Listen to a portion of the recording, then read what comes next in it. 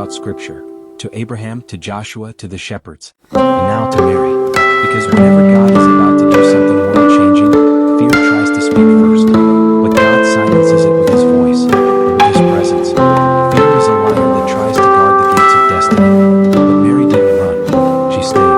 She listened. She received. The angel didn't come to negotiate. He came to announce, "You will conceive and give birth to a son, and you will call his name Jesus." No explanations, no discussions, just prophecy. And Mary is still processing, asked the only human question possible. But the angel didn't explain biology. He spoke of the Holy Spirit, because this wasn't about what made sense. It was about what was holy. God doesn't need the natural to do the supernatural. Think about it. Mary didn't get Immanuel. She didn't get a timeline. She didn't get applause. She got whispers of scandal, side glances from neighbors, and a silence from Joseph that probably broke her heart. But she held on to the word, to the moment an angel told her not to fear.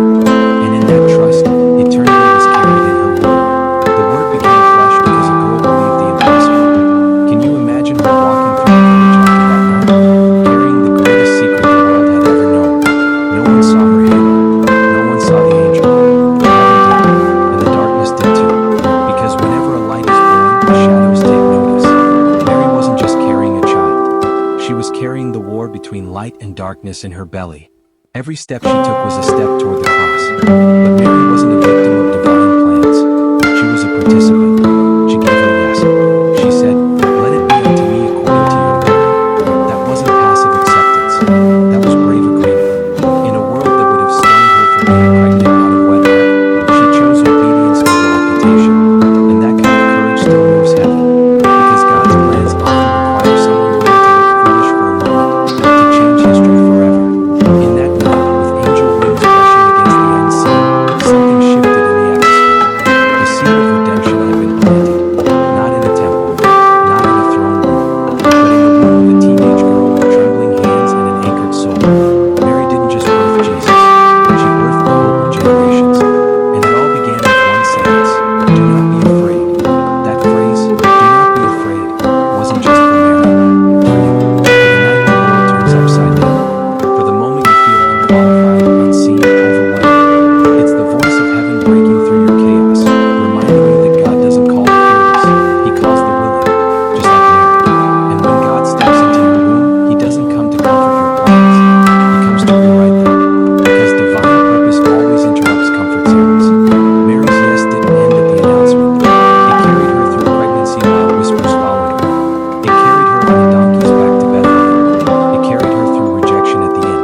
It carried her as she gave birth surrounded by animals and strangers. And it carried her to the foot of the cross years later, where her baby boy, now a man, bled for the world. This wasn't just favor, it was a holy weight. But even in her pain, she never regretted her yes. The angel's words didn't promise ease. They promised presence. God was with her. And that was enough. That's still enough. We may not get the details. We may not get the timeline. But if he's with you, that's all the assurance you need. Mary teaches us that obedience doesn't always feel like glory. Sometimes it feels like walking through shadows carrying light no one else can see. But heaven sees. And that's what matters. There's a reason the angel said her name first. Mary, do not be afraid. God always personalizes his promises. He doesn't speak in generalities. He calls you by name. He sees your hesitation, your questions, your insecurities, and he still chooses you. You don't have to be fearless. You just have to be available. You don't have to understand. You just have to trust. That's how Mary moved. Not with clarity, but with courage. Imagine the spiritual realm in that moment. Angels leaning in, demons trembling, creation holding its breath. Because a girl said yes. Because fear didn't win. That's the power of surrender. It shifts atmospheres. It rewrites futures. It makes room for miracles. Mary's womb became the dwelling place of the Most High. Not because she was powerful, but because she was willing. And heaven always fills what's available. Let's be honest. Mary probably cried herself to sleep more than once. She probably asked God why he chose her. She probably feared being misunderstood forever. But she kept going. Because once you've encountered a word from God, you can't unhear it. It echoes in your spirit louder than fear, louder than shame, louder than doubt. Mary didn't walk in certainty. She walked in faith.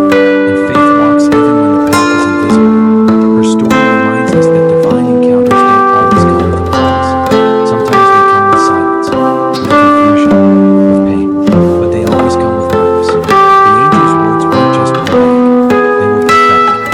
Lord is with you. That was the anchor. That was the promise. That's the same voice that still speaks in your dark rooms, in your waiting seasons, in your unanswered questions. The beauty of Mary's story is that it didn't end in the manger. It led to miracles, ministry, heartbreak, and resurrection. Her yes brought salvation, but it also broke her heart. And still she stayed. That kind of obedience is rare. It's sacred, it's powerful, and it's available. The same spirit that overshadowed Mary now dwells in us. And when he speaks, he still starts the same way. Do not be afraid. So maybe tonight, as you lie awake, wondering what your future holds, maybe this is your angelic interruption. Maybe these aren't just words on a screen, but a whisper from heaven. God hasn't forgotten you. He still calls ordinary people into extraordinary assignments. The question isn't whether he'll speak. The question is, will you believe? Will you say yes? Will you allow his light to grow inside you even when the world doesn't see it?